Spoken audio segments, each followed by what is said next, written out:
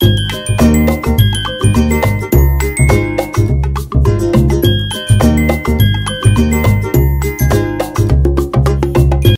मंडळी, आज आपण करूया मऊ लुसलुशीत जाळीदार अतिशय पौष्टिक आणि चविष्ट असे डाळ तांदळाचे अप्पे।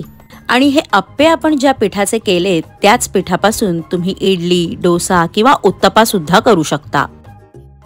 अप्पे करण्यासाठी इथं मी 2.5 वाट्या जाडा तांदूळ घेतलेला आहे। इंद्रायणी तांदूळ सोडून रोजच्या वापरातला कुठलाही जुना तांदूळ घेतलात तरीही चालेल। रेशनचा, उकडा किंवा परिमल तांदूळ सगळ्यात बेस्ट। 1 वाटीभर जाडे पोहे घेतलेले आहेत। यातच घालूया अर्धी वाटी उडदाची डाळ, अर्धी वाटी मुगाची डाळ, पाव वाटी चणा डाळ आणि 1 टीस्पून मेथी दाणे। सगळं धान्य 3 ते 4 वेळा हलक्या हाताने चोळून स्वच्छ धुवून भरपूर पाणी भरून 6 ते 7 तास भिजत घालायचं आहे। 6 तास होऊन गेलेले आहेत। आपण झाकण उघडून बघूया। हे बघा, धान्य किती छान फुलून आलेलं आहे।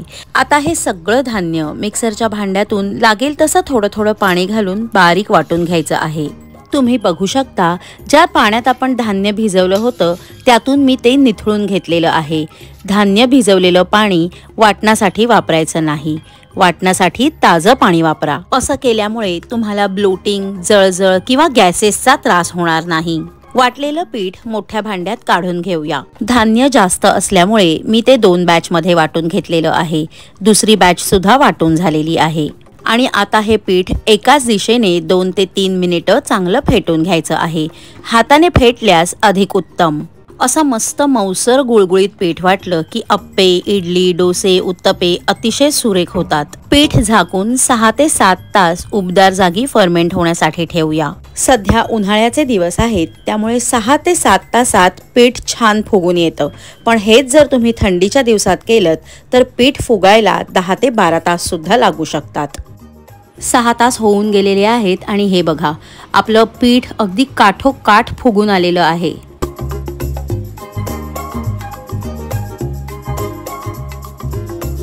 पिठातली जाळी न मोडता अगदी हलक्या हाताने खालीवर करून घेऊया। पिठाची कन्सिस्टन्सी ही अशी दाटसर पण पळीवाढ हवी। आज मला नाश्त्यासाठी अगदी थोडेसेच अप्पे करायचे आहेत। लागेल तेवढं पीठ मी एका बाउलमध्ये काढून घेतलंय आणि उरलेलं पीठ एका स्टीलच्या डब्यात भरून ते मी फ्रीजमध्ये ठेवून देणार आहे। पिठात चवीनुसार मीठ घालून मिक्स करून घेऊया।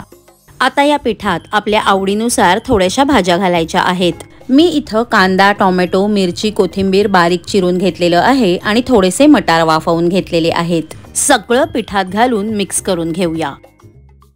चला आता अप्पे घालायला घेऊ। त्यासाठी इथं अप्पे पॅन मी मंद आचेवर गरम करायला ठेवलेला आहे आणि प्रत्येक खाचेमध्ये थोडं थोडं तेल घालायचंय।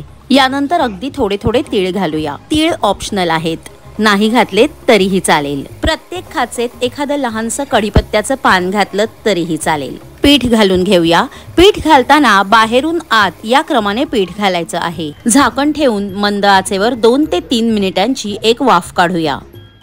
3 मिनिटं झालेली आहेत। आपण झाकण उघडून बघूया। वरून पीठ सुकलेलं आहे, अजिबात ओलसर दिसत नाहीये। अगदी थोडंसं तेल लावून घेऊया।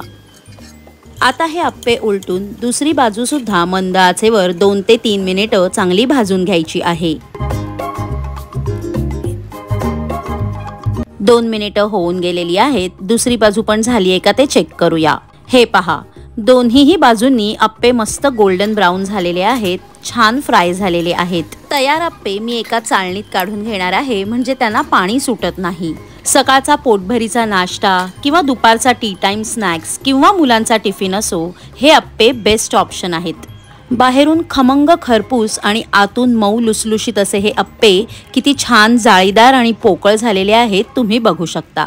गरमागरम तर छान लागतातच, पण थंड झाल्यावरही तितकेच चविष्ट लागतात। चटणी, सॉस किंवा तुमच्या आवडत्या कोणत्याही डिप बरोबर एन्जॉय करा। सो फ्रेंड्स, हा व्हिडिओ तुम्हाला आवडला असेल तर त्याला भरपूर प्रमाणात लाईक आणि शेअर करा आणि अशाच इनोव्हेटिव्ह रेसिपीज बघण्यासाठी सुहानीज किचनला सबस्क्राइब करा। भेटूया लवकरच एका नवीन रेसिपीसह, पण तोपर्यंत बाय बाय।